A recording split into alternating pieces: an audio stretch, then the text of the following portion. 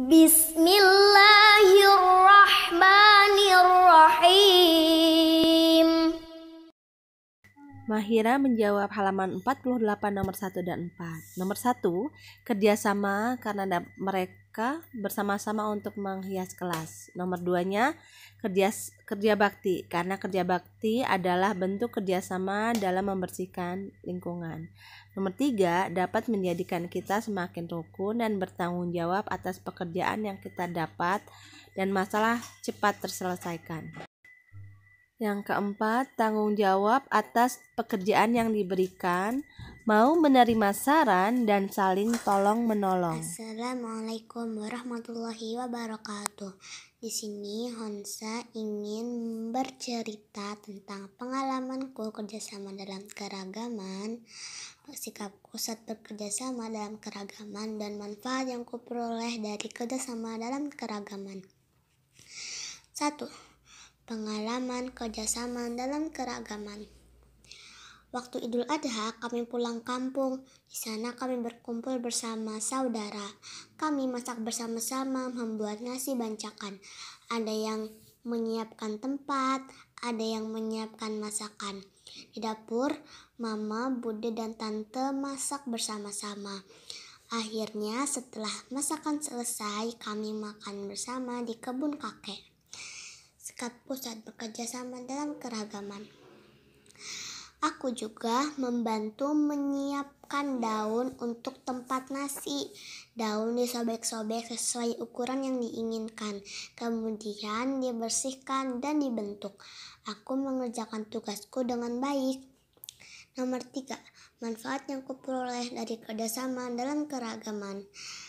Dengan bekerja sama, maka pekerjaan akan cepat selesai. Dengan bekerja sama, maka akan terjalin keakraban dan rasa sayang di antara kami. Segitu saja cerita Hansa kali ini.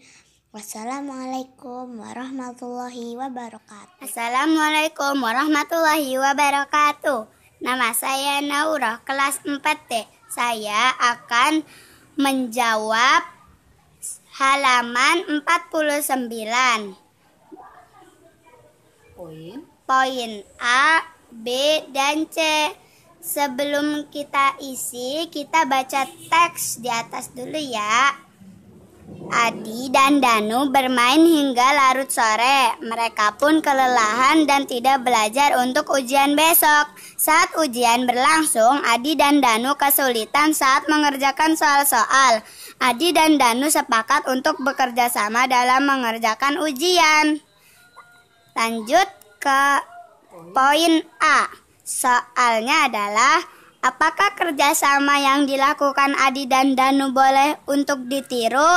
Mengapa demikian? Jawabannya adalah tidak boleh, karena saat ulangan kita harus mengerjakan sendiri.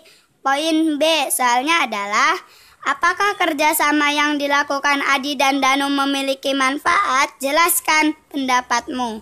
Tidak, karena mereka akan menjadi malas belajar dan tidak bertanggung jawab.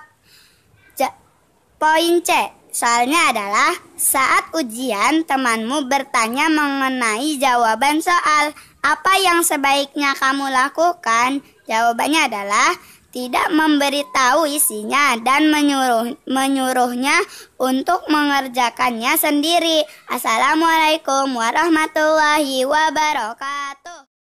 Kerjakan soal-soal di bawah ini. Tuliskan contoh kerjasama dalam keragaman yang terjadi di rumah dan di sekolah. Contoh kerjasama dalam keragaman di rumah adalah merapikan tempat tidur, menyapu, mengepel lantai, mencuci piring. Pekerjaan itu harus dilakukan secara ikhlas dan rasa tanggung jawab. Contoh kerjasama dalam keragaman di sekolah adalah kerja bakti di sekolah, piket kelas bersama. 2. Perhatikan gambar-gambar di bawah ini. A. Kerjasama manakah yang semestinya kamu lakukan? Mengapa demikian? Kerjasama membersihkan kelas, karena jika bekerja sama dalam membersihkan kelas jadi lebih mudah dan kelas jadi cepat bersih. B. Jika ada temanmu mengajak kerja sama seperti gambar A, apa yang sebaiknya kamu lakukan? Menegur atau menasihati bahwa bekerja sama saat ulangan itu tidak baik. Assalamualaikum warahmatullahi wabarakatuh. Nama saya Nazlata Wirawan. Saya akan berusaha menjelaskan latihan halaman 56. Di sini kita disuruh untuk menulis salah satu contoh bagian telinga luar bersamaan fungsinya. Di sini pertama bagian telinga luar. Ada daun telinga. Fungsinya adalah menangkap getaran bunyi. Contohnya, Vivi memainkan suling dan Tony mendengarkan. Getaran itu ditangkap melalui daun telinga. Nomor 2, bagian telinga tengah, yaitu ada tulang-tulang pendengaran. Fungsinya meneruskan getaran bunyi ke koklea atau yang bisa disebut koklea adalah rumah siput. Yang ketiga, bagian telinga dalam, saluran setengah lingkaran. Fungsinya membantu dalam mempertahankan keseimbangan tubuh. Jadi, yang membantu dalam mempertahankan keseimbangan tubuh adalah saluran setengah lingkaran. Itu adalah bagian telinga dalam. Cara melawat telinganya adalah langkah pertama, ambil beberapa kapas dan teteskan baby oil. Lalu oles pada bagian luar telinga dan diulang kembali bagian dalam telinga.